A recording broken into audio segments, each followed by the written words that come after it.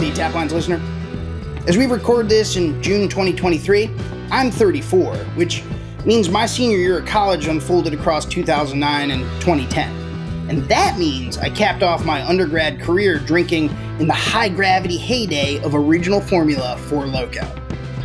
The infamous energy drink malt liquor hybrid hit university campuses across the country like an absolute freight train in the mid-aughts, delivering fruity flavor, serious ABV, and a kick of caffeine to America's youngest, most inexperienced drinkers. Known as a blackout in a can, it wasn't long before the chaos it wrought caught the attention of college administrators and state attorneys general, many of whom moved to ban it on the fairly obvious grounds that mixing uppers and downers is a recipe for disaster. But it wasn't until federal public health officials escalated their involvement in November 2010 that Four Loko's parent company pulled the drink off the market and reformulated it without the caffeine. You can still buy that drink today at a gas station near you, and via con Dios to you if you do. When Four Loko mania reached mainstream fever pitch in 2010, Dr. Joshua Sharfstein was serving as the principal deputy commissioner at the Food and Drug Administration. He joins Taplines today to tell a side of the story that got lost in the sauce for shitheads like me as the chaotic, cash-rich, caffeinated first act of Four Loko came to an unceremonious close. Namely, how the agency gathered the facts, determined its jurisdiction, and weighed its response to this hugely popular, highly volatile new drink. It's Dr. Joshua Sharfstein, it's Four Loko, it's the end of the original formula era, and it's all right here, right now, on VinePair's Taplines. Dr. Joshua Sharfstein, welcome to Taplines. Thanks for having me, Dave. Josh, where are you joining us from today? I'm joining you from Baltimore, Maryland, from the Johns Hopkins Bloomberg School of Public Health, where I teach in health policy and management. Right on. Thank you again so much for joining us. Listeners, we've got a real treat in front of us here. As I queued up in the intro, you're going to be hearing from someone who was instrumental in sort of taking a close look at Four Loko in the late aughts and right around like November 2010, I think was the pivotal moment. And I think, Josh, the reason we wanted to have you on Taplines here today is because I think a lot of our listeners, and certainly I am personally, very familiar sort of with the narrative from the consumer side of things, but much less so from the public health side of things. And I think that's a key piece of the puzzle here, and something that you have unique vantage to speak on because you were at the Food and Drug Administration during those years, and in 2010, you were the one who was part of the team that was leading the charge to review FDA's sort of role in what this beverage was and how it was interacting with the marketplace, and make some tough decisions about whether it belonged there. What were you doing? And can I just say that, I've, in my career, really supported transparency in regulatory decision-making. So I'm happy to be here to talk about it. So people who may have just followed it as consumers maybe can learn a little bit more about what happened. Totally. And we really appreciate it because, like I said, I think this is an important piece of the puzzle. So I'm glad to get into it. What in 2010 and I guess let's talk a little bit about your time at FDA. How long were you with the FDA? So I started in 2009 with the Obama administration. I was involved in the transition team for FDA. And then I was appointed as the acting commissioner and then the principal deputy commissioner once Dr. Hamburg was the commissioner, got confirmed by the Senate. That happened, I think, in June, if I'm not mistaken, in 2009. So I was acting commissioner from March to June. And then I was principal deputy commissioner from there until I left to become the Maryland Health Secretary in 2011, at the beginning of 2011. Mm-hmm. And the story of caffeinated alcoholic beverages really starts in 2009, not 2010 when that kind of big news happened, but 2009 because we were getting concerns from different places about the safety of these products, which were really starting to become more popular. Sure. So the caffeinated, I'm glad you brought up sort of the timeline there. Yeah, November 2010 is is sort of the pivotal moment where FDA makes its position clear on Four Loko and a handful of other caffeine/alcohol beverages, and voices those concerns. And from there, of course, a lot of sort of consequences flow, both positive and negative, depending on your perspective. But leading up to this, My we're perspective is positive, I'll just of say, but course I'm gonna be transparent about that from the beginning. as well you should, and frankly, I think I feel pretty positive about it too. I mean, having come up during that time and drank a bunch of Four Loko, the caffeinated stuff myself, I thought it was hot shit when I was 20, 21 years old. I Mm. look back on those times somewhat fondly, but also pretty relieved that those products are not available to me, and pretty relieved that nothing terrible happened to me like it did to some drinkers at that time. So noted Yeah. on that front, and certainly like understand why you feel positively about it. As far as I'm concerned, I mostly do too. Well, that's good to hear. So let me just tell you what it's like to be at the FDA. So Please, much please. information is coming in from so many different sources. And the agency has enormous responsibilities. Most people know the agency for drug reviews or medical device reviews or vaccines. But of course, it's the Food and Drug Administration. So there's a lot of responsibility over food. Meat generally is the USDA, but most other foods, and believe it or not, some meats are under the jurisdiction of the FDA. And then we had also added tobacco products. So there was just a lot going on. And there are so many people who want to share information with the FDA, and the FDA has to be really thoughtful about how it approaches it. And you want to understand what's good information. There are multiple laws that govern the agency's actions. So it's rare that the agency will get something on a Monday and do something Monday afternoon. Right. It's not unheard of, but it's pretty rare. Usually it's going to be a pretty thoughtful process for the agency. And that's why I really say this starts, the story here starts really in 2009 as these concerns start coming in. And we get letters from a bunch of experts saying that they have concerns. And we get letters from a number of state attorney generals. And let me just tell you what the experts say. They say, hey, FDA, there's a product out there, or there's a set of products where people are adding caffeine to alcoholic beverages. And we're seeing three things. We're seeing that people are drinking more when they use these products. And that's just one thing. Yep. That they are not perceiving their level of intoxication because the caffeine is sort of revving them up. Typically, people, as they drink, might start to feel tired or feel the level of the alcohol. But when you get these high doses of caffeine, they're not feeling it. Sure. And we're seeing that they're just as impaired, but they don't perceive it. So that's not a great thing. And then third, we're seeing greater consequences. We're seeing car accidents, sexual assaults, alcohol poisoning. And we think it's related to this concept of wide awake drunk, that people are not perceiving their level of intoxication. Those are pretty serious things. And at the time, if I'm not mistaken, the CDC also had those concerns. And the Centers for Disease Control is like a public health partner agency. Now, we got that information.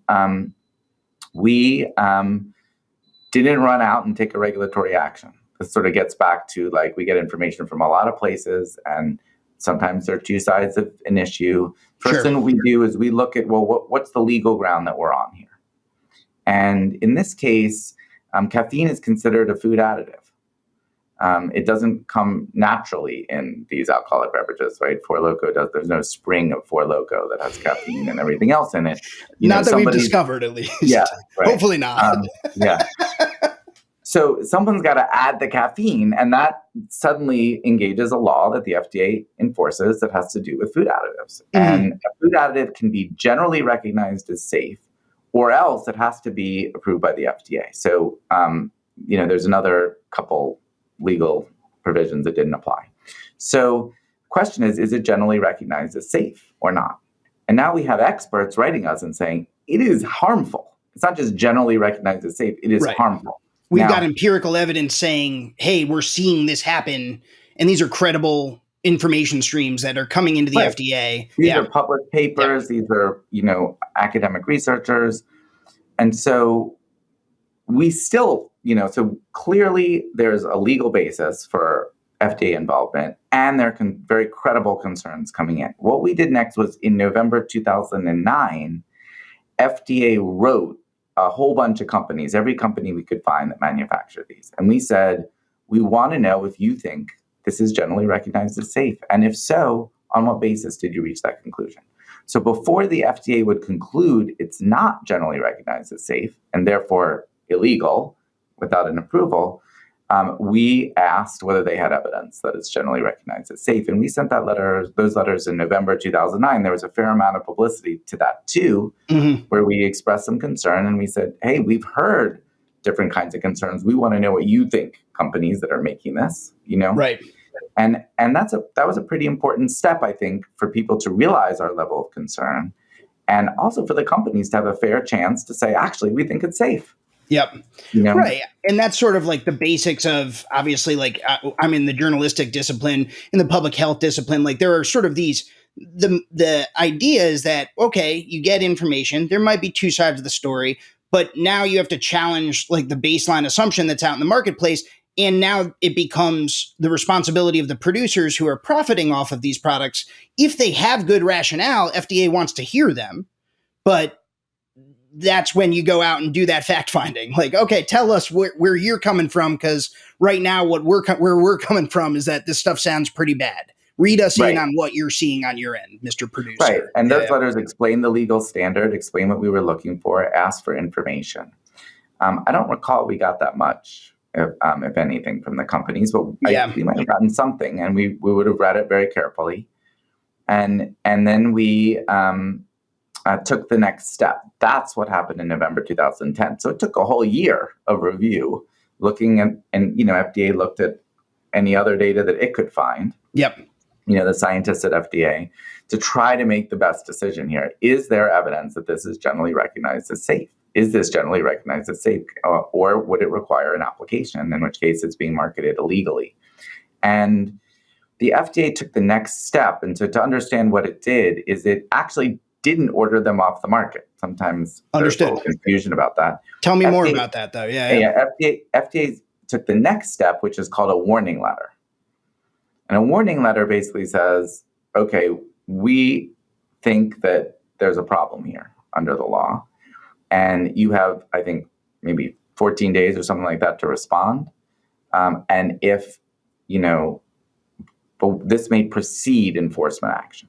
Right. But this itself is not enforcement action of the same type. And so that's what happened in November. And if I recall, we did that, and we announced that in a press conference where we had a couple of state attorney generals there. We had the CDC explaining its concerns about the products. They were talking about the evidence. And we had the Tobacco and Tax Bureau as well, which oversaw the products. And formula and labeling, Yeah. And when we released those warning letters, that's when, if I'm recalling correctly, the Tobacco and Tax Bureau said that they didn't think it had the requisite safety assurance to be able to be marketed. I may not be getting the legal standard exactly right. And that led them to be withdrawn because we were expressing concern at that point. Other laws, other authorities kicked in, and that's what happened. But we, in that letter, noted what was in the scientific literature. The combined ingestion of caffeine and alcohol may lead to hazardous and life-threatening situations because caffeine counteracts some, but not all of alcohol's adverse effects. And so we kind of laid out the concerns that we had that shouldn't have been a surprise to companies because we'd written them a year before.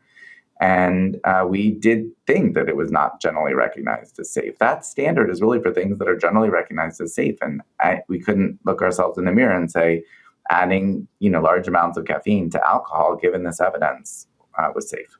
Sure.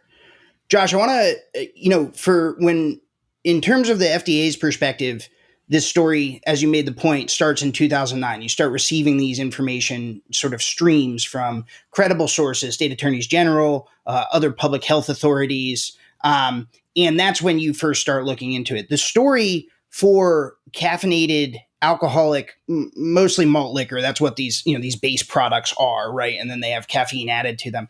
The story in terms of the marketplace starts a little bit earlier. Four Loko hits the market in 2005, I think. It struggles a little bit to get traction at first. They reformulate, they upped the ABV. It starts to attract more attention. They were a kind of a fly-by-night player at the time. This is, I think, the parent company is called Fusion Labs LLC. They're out of Chicago. They still are around, but at the time, this is like these three guys from Ohio. They're like frat brothers, and they sort of famously. As part of their marketing shtick, are like, we're our target market. Like, we want, to drink this stuff. So there are fringe players in the beverage alcohol space that do all sorts of stupid stuff that the bigger guys don't do.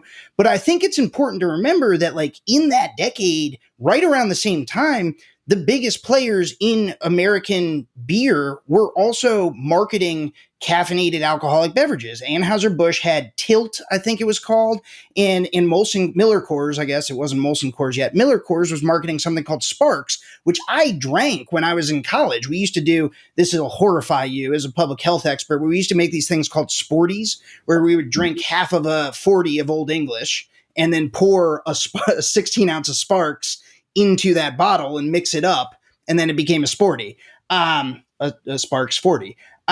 They had these products out on the market as well. And so we're not just talking about like fringe players. I think Four Loko sort of becomes, fast forward to 2010, and Four Loko is by that point the most prominent caffeinated alcoholic beverage on the market and has this sort of tremendous pop cultural aura around it. But the big guys were dabbling in this space as well. That does not validate it at all, of course. That doesn't mean that they're on the right side of things just because AB and Miller Coors are. But it's really this like bizarre moment where every player across the breadth of beverage alcohol producers is looking for, oh man, maybe this is the next move. Maybe caffeinated alcoholic beverages are the next move, And as the information streams start to come in and the state attorneys general start to take a look at things, you see the big guys move quickly to reformulate. They have a very low appetite for risk. They're big, diversified CPG companies. They're enormous legal targets for class action lawsuits. Miller Coors and AB are like, okay, cool, got it. Like, no more. Four Loko forges ahead, lower to the ground, certainly, and much more fly by night. And if they have a legal department, it's like one guy, maybe from Ohio State Law School or whatever, one of their buddies, who knows what it is at the time. But companies like that typically are willing to take more risk, right up until the point when they run into an enforcement mechanism or a regulator with enough, sort of authority and credibility that they find it too scary to proceed. Yeah, no, I appreciate what you're saying, with the exception of I wouldn't cast aspersions on the Ohio State Law School. No, that's not fair enough. That's actually not really what I meant. It more meant like they might have like a buddy who they were like, in other words, like they don't have, a better way to phrase it is they don't have a maybe phalanx. The best legal advice was not coming in to them. Yes, or it's right, exactly. It's not a phalanx of corporate lawyers the way Miller Coors or Anheuser-Busch has in their compliance departments. That's the way those companies are built. At FDA, we're not doing a complex market analysis to kind of understand what's going on. I think we're looking for things that are important to do, though. We don't want to do something that is really just very, very marginal importance when there's so many different things we could be spending our time on. I think in this respect, the request from the state attorneys general was pretty significant. Carried a lot of weight. You get Democrat and Republican attorneys general, it was bipartisan, saying you've got a new product, it's under your jurisdiction, we're very concerned about it, it's growing. We're going to pay more attention to that, compared to something where nobody's writing us and, somebody just maybe sees it in a store somewhere. Or a local news story or something. Yeah. Right. And so, it's, all that's happening like you're describing, and, it may not be getting to the FDA, but it kind of percolates up through the state attorneys general. And then they come en masse to the FDA and say, what are you guys going to do about this? Yeah. And at the same time, we're hearing from scientists that there are these particular risks. That led us to actually open this kind of regulatory review that led ultimately to the warning letters. Yep. And listener, you should know that when Dr. Sharfstein says en masse, it really is en masse. In my notes here, I think it was 24 state attorneys general ultimately were involved in voicing concern around this, or at least more than that. I think here in my notes, I say 24 states attorneys general initiate investigations into Fusion Project's marketing of Four Loko. So we're talking about, half of the country, the top law enforcement officer in almost half of the states are looking hard at this beverage. Yeah, and I do remember it was bipartisan. I think there was a Republican attorney general in Iowa, if I'm not mistaken, who was particularly outspoken. And, it's our job to pay attention to that. Yep. It's not our job to do what they say, but it's our job to pay attention and do a, serious review, which is what we did initiate. Sure. And in addition to the state attorneys general, obviously that carries a lot of weight. But another thing that was going on at the time, because this was a relatively affordable, bang for buck way to get very drunk very fast. I mean, one of the sort of slang terms for it was a blackout in a can, or chaos in a can, you'd hear people call it. Obviously, a nexus for that type of binge drinking in the U.S. happens on college campuses. And so colleges at this time were also individually had started to take action against Four Loko specifically. You had University of Rhode Island, Central Washington University, Ramapo, Worcester State, Oklahoma, all of these schools individually, absent federal regulation or state level regulation, are already moving to ban it from campus, to do education campaigns around that product specifically. So it's not just a matter of, folks in the state house in 24 different, states who are worried about it. It's administrators on the ground at universities who are seeing the consequences up close on, Friday nights and Saturday nights and whatever. Right. They're seeing, again, that empirical evidence of what happens. Can be really horrible consequences. Kids can die from alcohol poisoning. That happens. And not to mention car accidents, sexual assaults, all kinds of things can happen. And colleges, don't want to see those things happen to their students. I think I remember a story, and, this was just something that came our way, not something that necessarily played any role in this, but the story about a party at a college where they gave 2 cans to each kid who showed up and told them that they had to drink them before they could come in.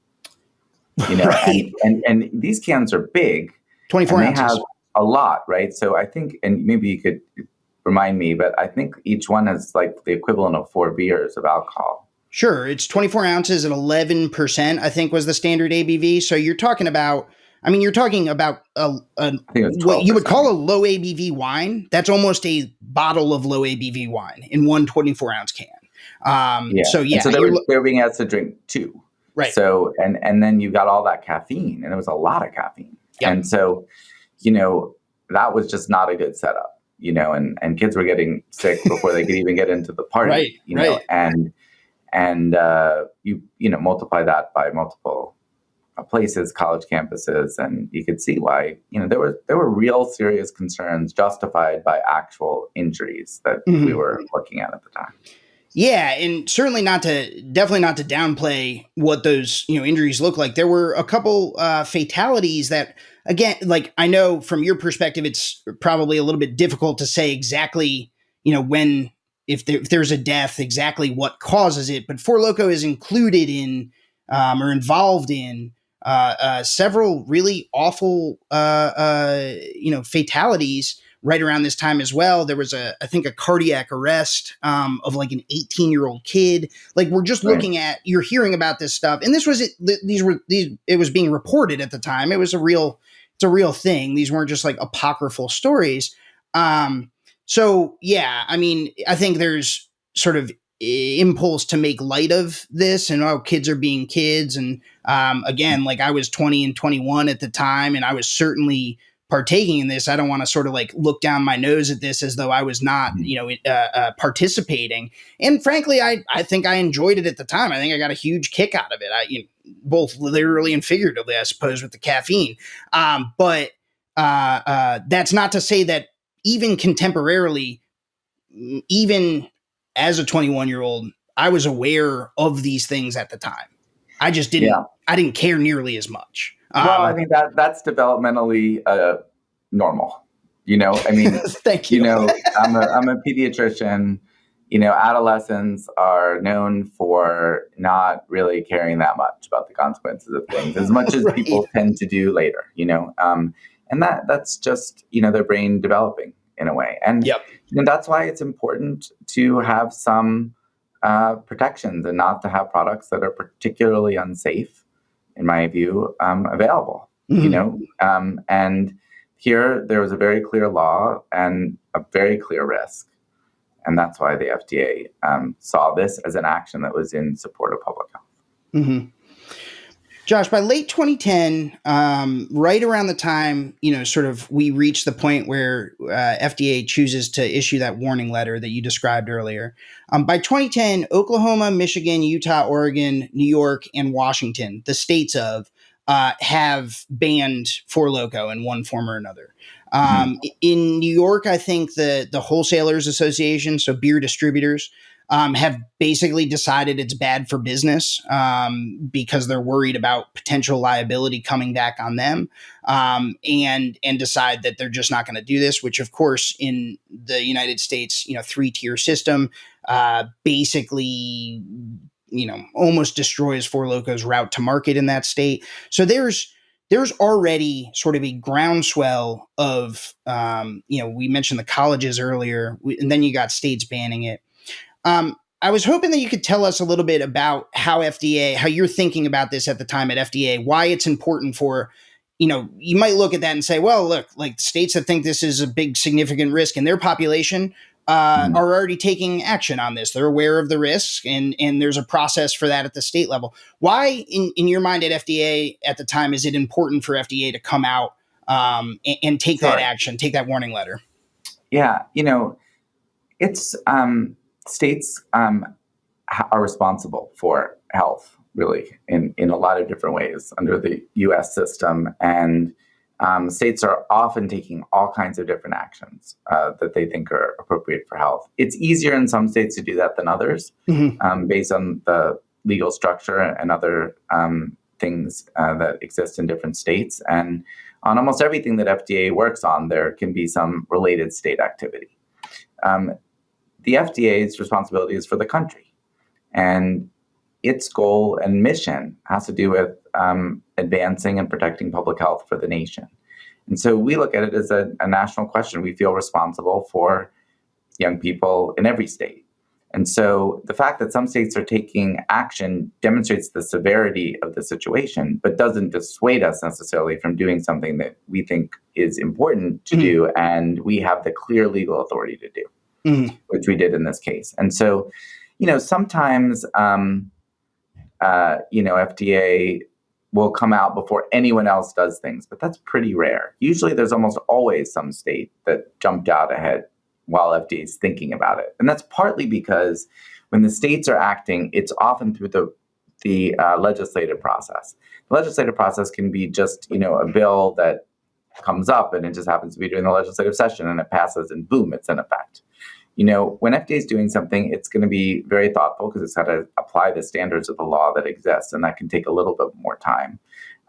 In this case, there's no question that other states would have followed suit, at some point. But when we had the evidence that we felt necessary to move forward, we did move forward. And this was not a case of the FDA closing the barn door after the animals had already left. There were definitely some states that were worried but hadn't gotten there, didn't know their path, and were really looking to FDA for action. So, in the end, I think we wanted to do, what was right for public health. When you talk about that evidence, obviously you've got a lot of this info coming in from these credible sources. We spoke about that earlier in the episode. In a case like this, or I guess in this specific case, was FDA conducting trials of the product? Like, was there like a situation? I know a lawmaker at one point in New York, for example, drank a Four Loko under, doctor supervision to sort of gauge the effects on his blood pressure, on whatever, in order to demonstrate how averse of an effect it Yeah. could have. Was FDA conducting like trials like that? Is that No. not part of the purview? Yeah. Can you talk a little bit about that? Yeah, I mean, and obviously, it would be possible to invent ideas for trials. Mhm. You could do that. Almost any question that comes up, you could do more studies. Right. So this relates a little bit to how the law is structured and the legal burden. Oftentimes FDA has to make decisions under uncertainty. If you think back about the COVID vaccines, which saved millions of lives around the world and many, many, many lives in the United States, there were some great studies done, fantastic studies. So then people say, like, well, how come you don't have 5 years of safety data? Well, then you'd have to wait 5 years. Right. But we know a lot about safety. We know enough that it's very clear that the benefits exceed the risks, and that's Right. why the vaccines, were authorized. So in this case, we had a lot of evidence. We didn't have every possible piece of evidence. We had a lot of evidence. And the standard here, the burden, is really on the company. If you're going to add a chemical to food, you have to believe it's safe. Yep. That's how the law is structured. And we gave them the chance to tell us what evidence they had, Yep. To justify that. And so, that's pretty much how we wound up. It didn't seem necessary to go further when you have all of these stories from credible sources. You know the effects of caffeine and the effects of alcohol, and you have public scientific health studies, multiple published scientific studies, experts telling us, and the standard is this generally recognized as safe? Right. Well, does anyone recognize this as safe? I mean, there wasn't any, was there a credible source saying, wait, this is really safe? We didn't find one serious credible source doing that. Meanwhile, we have all these credible sources saying it's unsafe. It's not just not generally recognized as safe. So for the standard that we had and what we thought was appropriate for the public health, we had plenty of evidence to make that decision.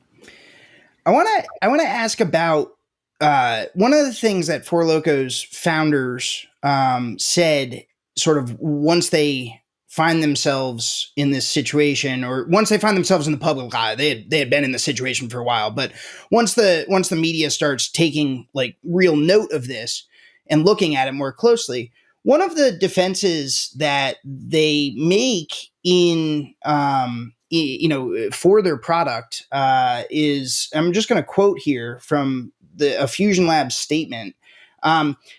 Quote, if our products were unsafe, we would not have expected the federal agency responsible for approving alcoholic beverage formulas, the Tobacco Tax and Trade Bureau, to have approved them. Yet all our product formulas and packaging were reviewed and approved by the TTB before being offered to consumers, close quote. Now, I cover the beer industry. I have an appreciation just because I've covered it for this long. I'm aware of the difference in swim lanes, but the rank and file American drinker is not, by and large. Can you elucidate what maybe is missing from that framing of sort of like federal responsibility there? Why does FDA have entree here, even though TTB did allow Four Loko to market with, because they approve the label and they approve the formula? What's the distinction there? What's the nuance? And eventually a TTB pulled that back. In 2010. There are different laws, and sometimes there's more than one law that applies. And in this case, there's a food additive law that applied, and that is overseen by FDA. And so I think TTB took the position that if they don't hear that there's a problem, then they're not, that's not their view. They'll look at the, just the what's in the application or make sure the label is accurate. Yep. But as soon as they heard there's a problem from FDA, they acted. And from the company's perspective, companies have to think about the FDA because that's the law that applies to the safety of their products. And the law says if you're going to do a food additive, it has to be generally recognized as safe, or you have to file an application. And if you are going to declare it's generally recognized as safe, you need to have data on hand to support that. And so, that's why we asked them for that data. and so the law applied. So I mean, the law caught up to them basically.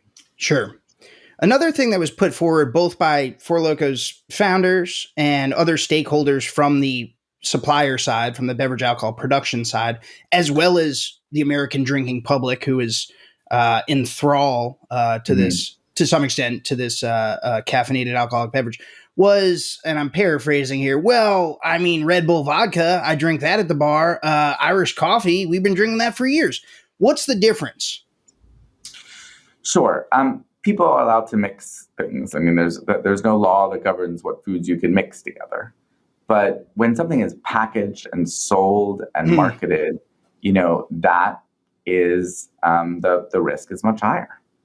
And you see that by all the concerns that we got from the attorneys general, the campuses, and the scientists. And so you have a clear law, again, that says this is what we do about food additives. Now, people can, mix something in their basement and drink it for themselves, but to be able to package it, market it, sell it, that's a food, and if you have a food additive in that food, there's a law that applies to that for a reason. Yep. And I think part of that reason is the harm is magnified tremendously when you can market a complete product. Totally. And that makes total sense, even from the drinker perspective. If I think about it for a second, right, and I have, but for people who sort of view that as a compelling argument, I would urge you to think about the idea of like, all right, you want a Red Bull vodka? You need a place to pour. You need a place to go buy both of those things. You need a place to pour them into a cup. So you need a cup. You need a place to consume that. Probably not while you're walking around, right? Because there's open container laws, and it's not easy to brown bag an open cup of beverage.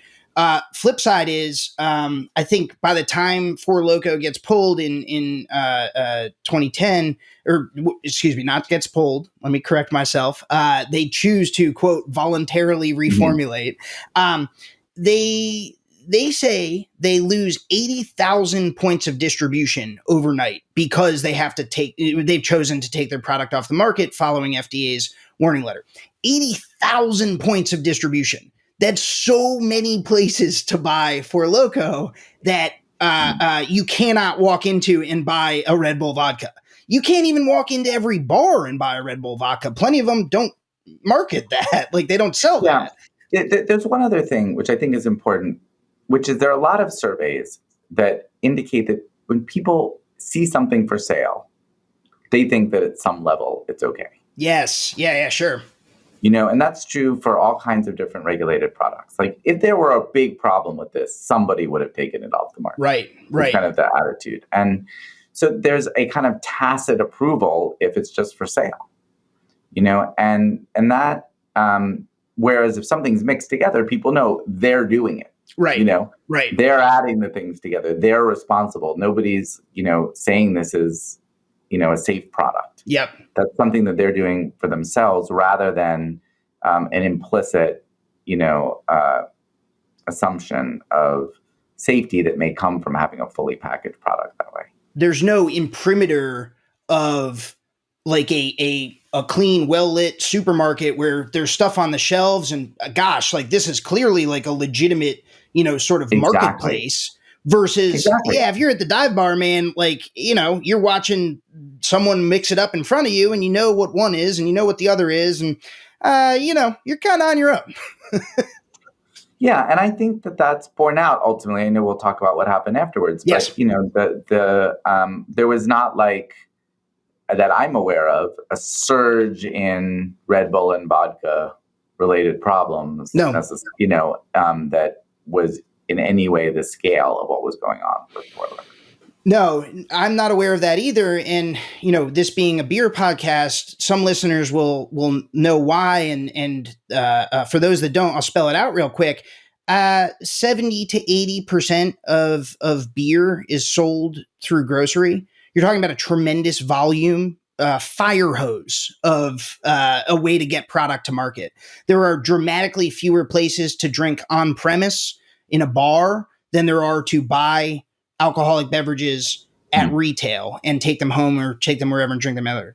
Additionally, there are far fewer liquor stores for full-proof spirits than there are places to buy beer. So all of these things are sort of conspiring to, if not, destroy the market for Red Bull vodka, Yeah. hinder it in such a way that it can never explode in the way that Four Loko did. Well, Josh, I sorry, never really appreciated that. So I appreciate hearing that. And I had the experience. This is a little bit of a tangent, but I had the experience previously to when I worked at FDA. I was the health commissioner of Baltimore, and there was a product that was over-the-counter cough and cold medicines for kids. Mm-hmm. All right, like you would get it for the cold or cough, runny nose of a little baby. Sure. And those products had never been demonstrated to be safe, and there were kids getting into trouble. They were getting multiple doses from different parents, and some of them were dying. Not a large number, but some of them, and there was no benefit, so those were all unnecessary deaths. Mm-hmm. And we petitioned to take them off the market.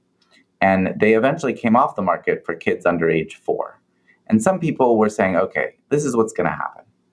You're going to take off the version that has the dropper, and now parents are going to be giving it by teaspoon. They're going to be giving the adult medicines to kids, and you're going to make things worse because, you wind up with worse substitution when you take a product where the benefit risk ratio isn't that good off the market. It's only going to get worse. Well, we had evidence about what happened. It did come off the market for under 4.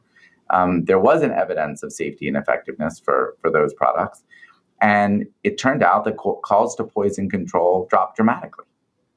And I said, at the time, I'm a pediatrician, that I don't think parents are trying to harm their kids. I think that these products, when they're marketed, parents think they're safe. Mm-hmm. Mm-hmm. They're not dying to give their kids adult medicines. Right. They're looking for safe medicines for their kids. And that, I think, turned out to be true. I wasn't 100% sure, but that was my intuition. And with the benefit of time, we could see that actually the poisonings went down and ER visits went down for poisonings. There are multiple sources of data showing a huge improvement. And I think it's exactly this issue you're talking about. When something's packaged and very available, people think, well, it's easy to get. Right. If there were problems, somebody would have not let me do this. Right. And it is the FDA's job when there are products that really don't make sense to take them off the market when they're really causing a lot more harm than good. I think that's a fantastic segue for what I want to talk about briefly before I let you go. And by the way, thank you so much for your time and candor to this point. But let's turn our attention now, Josh, to what happens in the immediate aftermath of FDA issuing that warning letter to Four Loko. And by the way, listener, it also went to, I think, 3 or 4 other companies, 7 products in total. You may remember Juice, Joose, was the other big one. It was sort of a Four Loko knockoff. But there were a handful of others. So Four Loko was not the only one. It was by far the most prominent. FDA issues the warning letter November 17th, 2010, I believe. At the very same time, concurrently, Four Loko comes out and says they're going to voluntarily reformulate the product. And that's a wink, wink, nudge, nudge. You can hear the sarcasm in my voice, listener. They are volunteering to not run into more stiff regulatory attention in the future. The writing is on the wall. FDA is moving methodically, and it believes, with the full force of the law behind it. But everyone kind of knows where this is headed. And for also, I think the Tobacco and Tax Bureau did take an action also, or did announce a different kind of policy that probably hastened that along too. I think you're right. I believe that TTB put their labels under review, which makes it so, again, writing is on the wall there. It's got to happen. So Fusion Labs does what it basically the only move it can do if it wants to stay in business, and says, all right, we're reformulating, we're doing this, all that. So we've talked up to this point about the public health sort of, perspective on this and the legal mandate that FDA has and the way you're gathering information. And you're representing the expertise in the public health community at that time and here on the podcast, and we really appreciate it. Let me represent the shithead perspective in 2010, the heavy drinking, heavy user, white male, Four Loko consumer.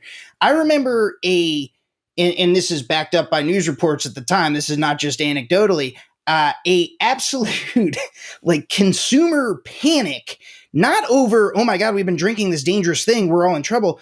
Oh my God, we got to go buy as much caffeinated Four Loko off the shelves and stockpile it because the feds are taking it from us. Now, I'm sure that's annoying to hear, and I'm sure you've heard it before, but what I wanted to ask you about, with the context of that story you just told about the cough and cold medicine, there's a knock-on effect that you are thinking about, I'm guessing, but I want to hear how you're thinking about it and how you're thinking about it in the case of Four Loko. You know that when FDA takes action, there are going to be marketplace effects. One of them might be that morons like me at 21 or whatever decide, well, actually, forget about that. I'm more worried about securing access to this product as long as I can in the future, and I'm going to go buy more of it. Yeah. My question to you, Josh, is how were you thinking about that potential knock-on effect at the time? Because you had to see it coming. Not too much. I mean, not too much. I mean, I think we were warning people, and there were all kinds of warnings from CDC about the dangers of the products. Yeah. Now I take your point. The dangers may not be penetrating every population, but at the same time, that's our responsibility. Yeah. And it's much safer for a product not to be available over the long term, even if people are going to buy a little bit more of it in the short term. And there's only so much in the supply chain. If I recall, I think Four Loko had to convert some of its inventory to auto fuel at some point. That they couldn't, like ethanol. No, come on, really? I don't remember that. Yeah, in fact, if you don't believe me, I believe you. I just on my desk. I don't know if you can read this. It says Four Loko. Let's see if I can hold this up. Yep, there it is. So, listener, we've got Four Loko converted to auto fuel. A recycling plant in Abingdon, Virginia. Began turning truckloads of Four Loko and other alcohol-laced energy drinks into ethanol after federal authorities cracked down on the sale of beverages last year. So, not everything turned out to have been consumed. Well, look at that. A nice sustainable green transition for Four Loko. That is hilarious, by the way, that you have that on your desk. Clearly, I mean, it's a little souvenir. Yeah, why not, right?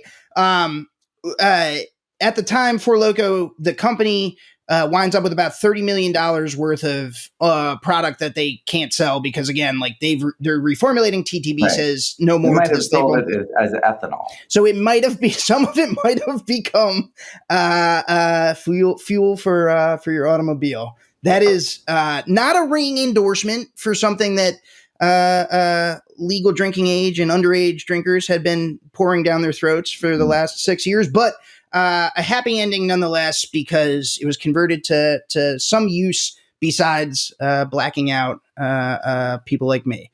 Dr. Sharfstein, thank you so much for joining us on Taplines. We've gone the distance here, and I just really appreciate you joining to tell this side of the story. I mean, it's 2023. We are 13 years removed. And when we emailed Dr. Sharfstein, he responded almost immediately and he said, yeah, I'm down. And, I'm happy to come on. And the transparency you've shown here, I think, is vital. I mean, again, like, drinkers at the time were distraught.